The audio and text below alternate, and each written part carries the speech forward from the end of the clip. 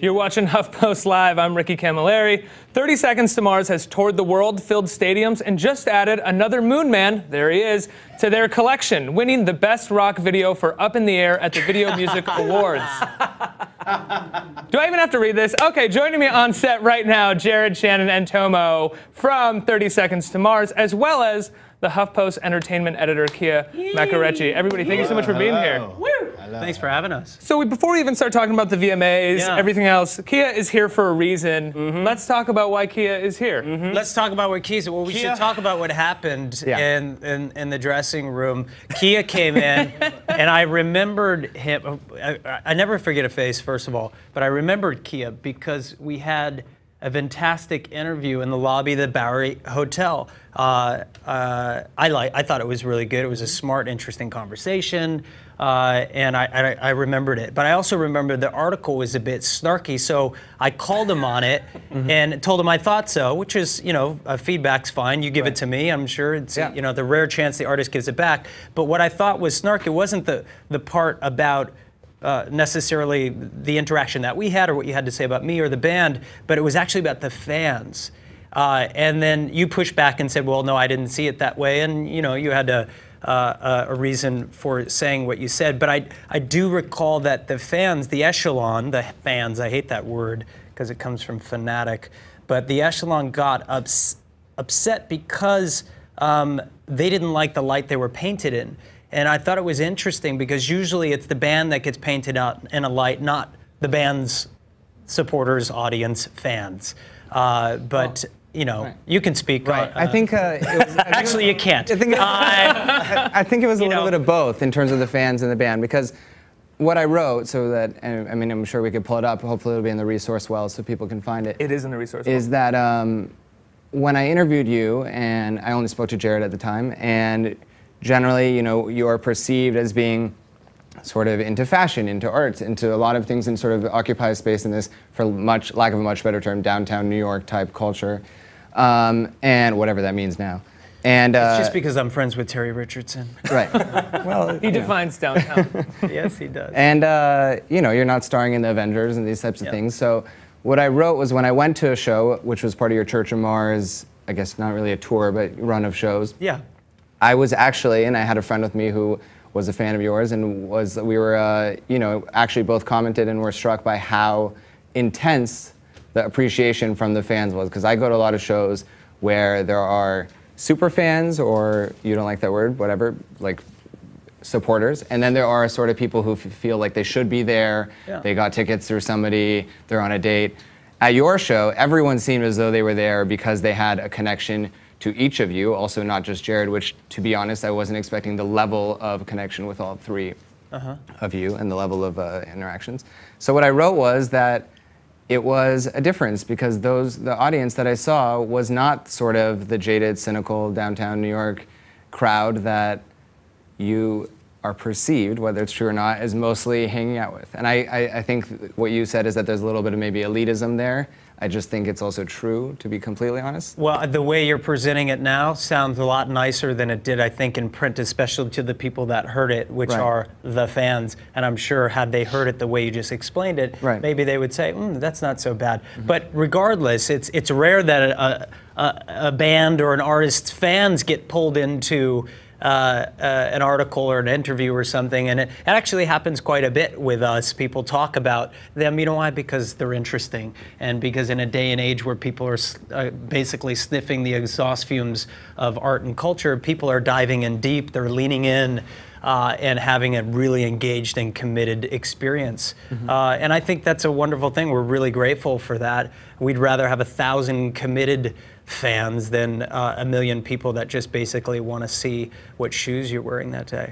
By the way, I'm wearing these boots. Those are nice boots. Those are good. You go with the untied look. Same old same. I've been wearing them for a couple years now. So speaking of fans, we have over 800 comments right now. They're apparently streaming in so fast that our producers can't even pull them up. But we have some. We might as well just stop right now. But we have some that came up earlier. We have some great video comments. Let's throw a couple out there right now for you. Can I just note, no bullying on Kia here. He spoke his mind, and he did a very nice job, I think, kind of building on what he printed. And we did have a really nice and reasonable interview. And I think he made some some really interesting points. But also to judge a small show that's a couple hundred people that sells out like that is much different than seeing the complete wide variety of what's there. And I think that's also, like, to be fair, in the piece, it doesn't say every single Jared Leto fan is not fan is not, you know. I think it's like Jared. I think it's a fair question though for an artist, is that you make art and you're inspired by a certain type of art, but then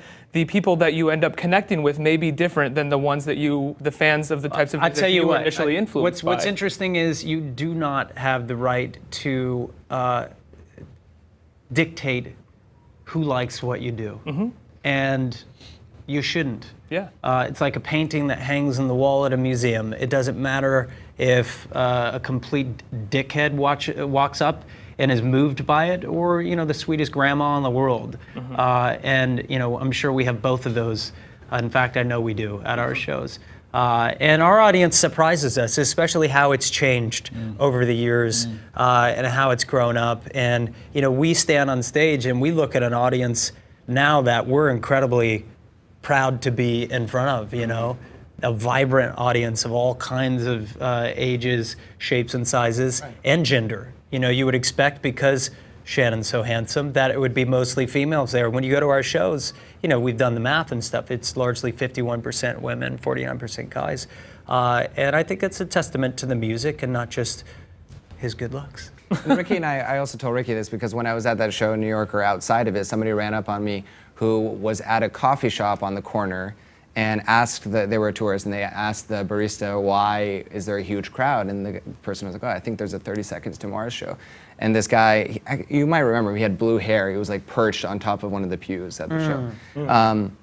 But he ran up and it just happened to find me, and he said, like, can I pay you $500 to get into this show? And I think, like, we talked about this, and you guys, I'm sure, like, not to beat this whole idea that you're sort of one of the world's biggest secrets in music in a little bit of a way, in that, you know, you're here at the Huffington Post. I would venture to say that the average Huffington Post reader, of the ones who are a little older, might not necessarily be aware that you're touring the world and playing to thousands, if not 10, well, obviously much more. But I told him that that this was, like, really amazing, because that's like Beyonce level fandom or appreciation. It's interesting. Where did you spend the $500? I said, Jared only let me bring myself. And I was like, not only can only I come in 6 months, I'm gonna get yelled at on my own. You know. It's great. You know, in most of the world, we do play arenas, and more. I mean, we played shows this summer in front of 100,000 people. Some of these shows, and it's incredible. We just released a video for a song that's our single outside of the US. It's called Do or Die, and it basically is a documentary about our summer on the road. And, you know, in LA, we're playing at the Hollywood Bowl, which I think holds 16,000, 17,000 people. But I do agree with you 1,000% that we are, you know, either the best or the worst kept secret, depending on how you ask. But a lot of people wouldn't realize that we command so many tickets, or that we do so well on the road. Do you think that's exclusive to them, or do you think that's the fate of rock, band now? I think it's rock music. You guys won a Moon Man last night, and that was given to you in the pre-award show. That wasn't even in the award show. Yes, yes, and lodge your silent protest, or not so silent, online, and tell MTV what you think. You know, I've certainly told them what I think is that, you know, rock music deserves a place there. I don't think people will be bored by it, but we live in a world right now that seems to want to be anesthetized, that seems to want to just feel one thing. Is this slight I felt several sedation. things with the Miley Cyrus. Well, you may have several things. You may have, but you know, I think it's not just music either. It's you see it in film. You know, I think smart drama has been basically pushed to television, and most of television isn't so smart drama either. But it's film and music. It's the culture. Maybe people want to just escape. But do you feel, as a band, because you're sort of on the front lines of this, as though, in particular in music, it's starting to turn a little more? Just because I think the success and explosion of people like even like Passion Pit or Fun, who make pop music, but deal with like things like paranoia and sadness and, you know, things that yes, but really I'd push back and say the songs of theirs that are very, very successful are the ones that probably people are seeing something they want to in those songs, which is something that fits in that scope. Great bands, love them both, And I'm glad that there's still bands like that, like Fun and Passion Pit and some of the other bands that are getting some pop play, because I think that, you know, it's nice that other types of musicians, forget rock or not, other types of artists, not just artists making four on the floor of the side chain, working with a producer who's producing 10 of the other songs on the top 100. It's nice that some of the other colors and flavors are there in that sandbox and get to participate and kind of make an impact in that way.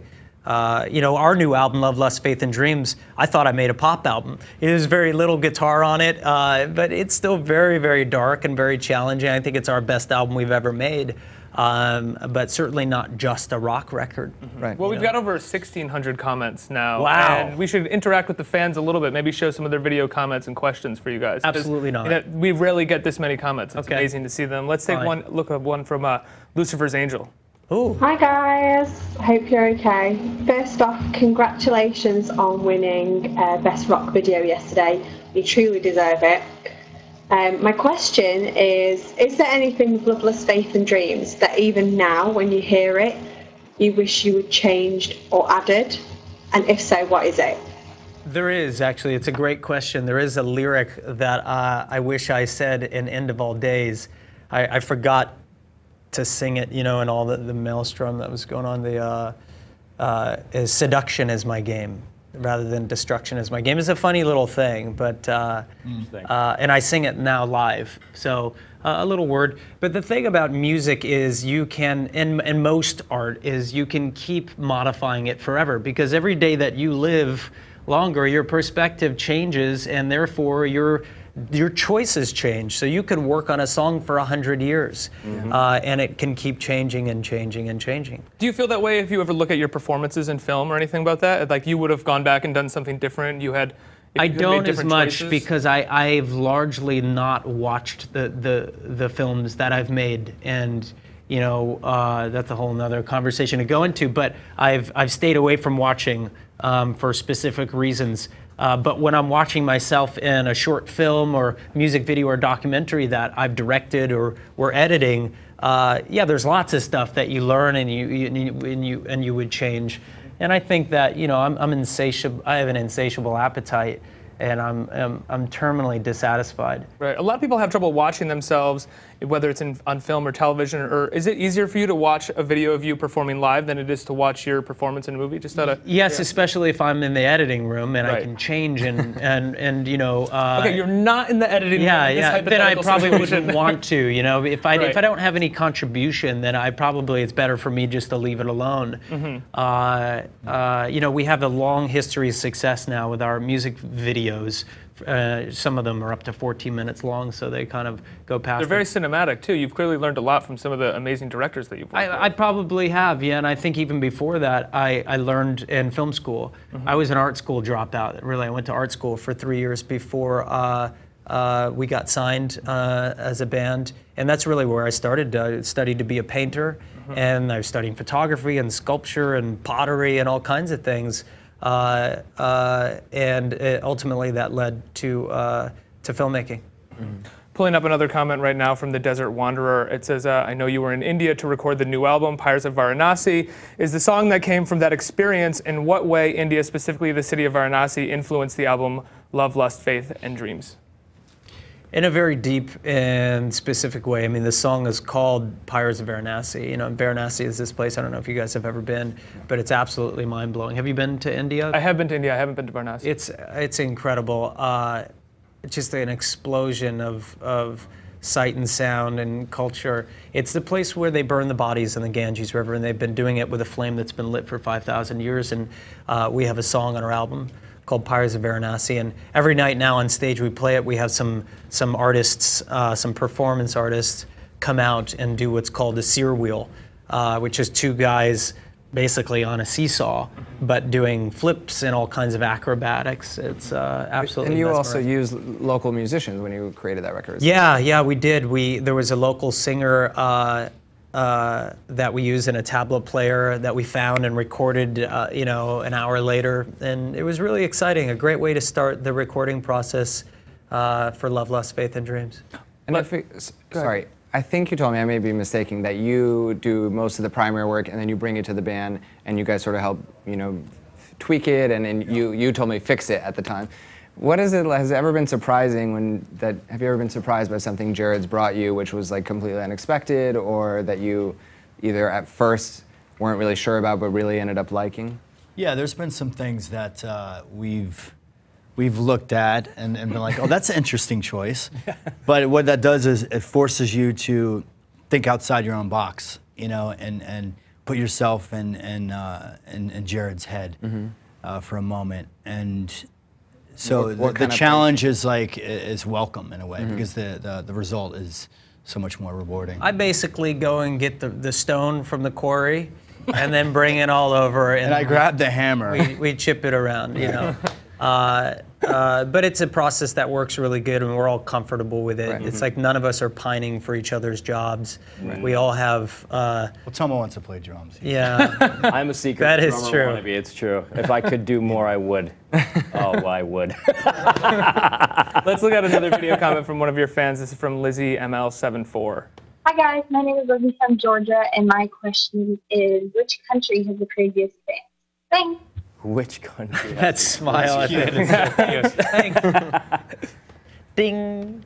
That's funny. Which country has the what? Craziest fans. So with that cute smile, I mean, she's asking you to knock your fans. Yeah, you can't say that. Very sweetly asking you to make fun of your fans. The fans in Georgia are amazing, and I do remember years and years ago playing Georgia for the first time. We're coming back. We're playing at Atlanta. Tabernacle sold out, by the way. Those? Yeah, sold out as done, Zell Washington, as they say. But maybe she got tickets, I don't know. But we do have phenomenal fans around the world. And we're a live band, we're a touring band. That's what we do. In the same way that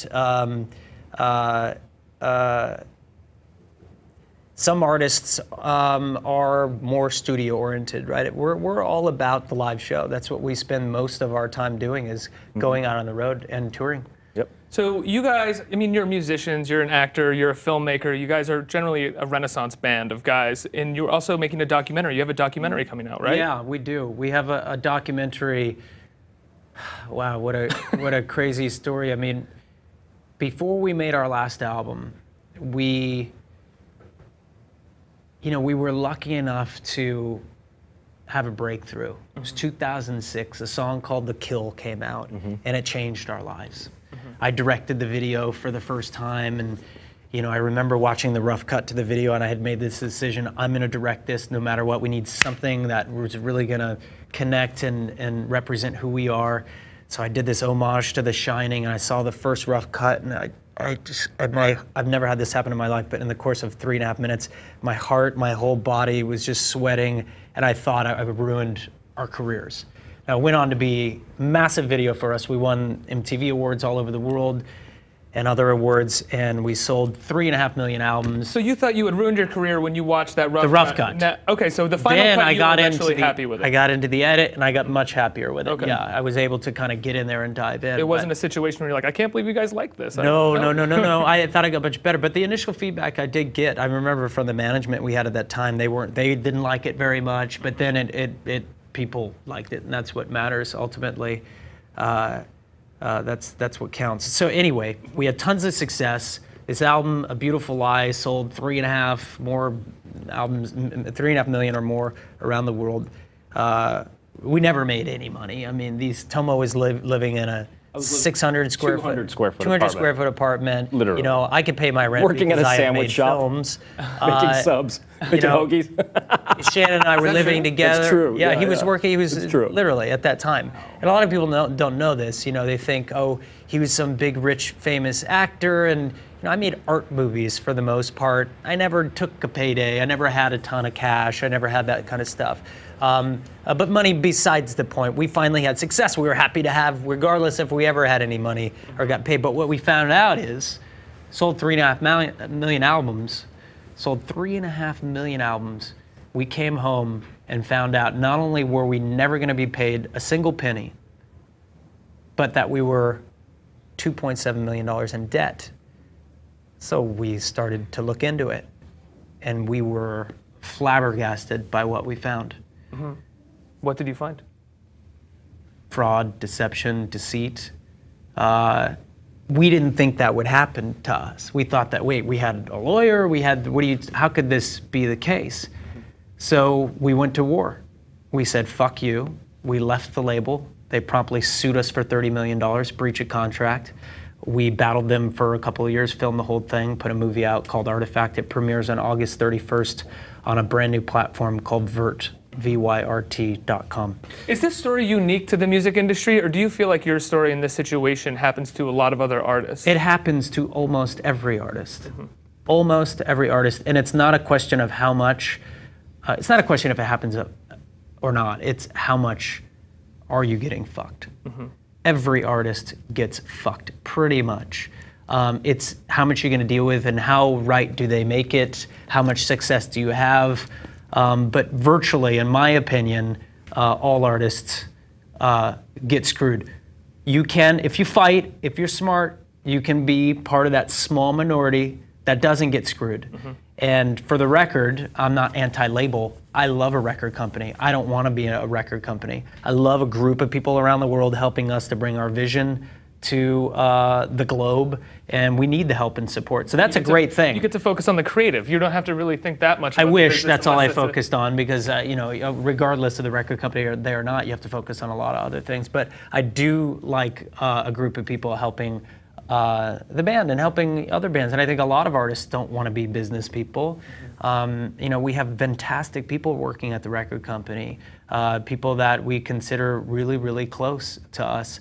And we wouldn't be here if it wasn't for them. But at the same time, the infrastructure, the corporate, that corporate parasite, whatever that is. The monolith, the corporate whatever monolith. that is, that doesn't put kindness in front of profit, that doesn't make someone raise their hand and be like, you know what, you guys have a really unfair deal. We're not gonna wait until you sue us. We're just going to make it right now. Do you think this has anything to do with the infrastructure of the record companies really crumbling, that they have started doing this, or they've always been doing it since Elvis? You know, they've been doing it since the beginning of time. And I think it's just there are a lot of reasons for it, but one of them is that a lot of musicians come from relatively humble backgrounds. They can sometimes get success and not know a lot about what else is going on business-wise. They can get hooked up with either a manager or they sell their publishing for nothing. I mean, they used to give publishing away for a Cadillac, you know? It's the same issue. And I'm excited for people to see the film, because it's not just about 30 Seconds to Mars. It's about this industry. We interview all kinds of people, like, you know, from Irving Azoff to Bob Lefsetz, to Neil Strauss and a bunch of other artists as well, about this crazy business and how it affects artists. But we're in a much better place now, and we certainly aren't living in the past, you know. But I think, guys, I'm sorry, we're out of time. We have to wrap to Los Angeles. Yeah, I know. This is fantastic, though. It's really illuminating to hear this story. I'm definitely going to check out the documentary. Thank you so much. And how can people see it again? Can you? You can go to Vyrt.com, VYRT, and what that is, it's a social theater where people can watch a premiere of a film together online at the same time. And guys, please come back to HuffPost Live. We'd love to have you on again. Thank you, Kia. You were a good sport, pleasure. my friend. Thank you for coming. Yeah. Thank you, guys. Jared, Shannon, Tomo, 30 Seconds from Mars. Thank you so much, guys. You're watching HuffPost Live. Los Angeles is coming up next.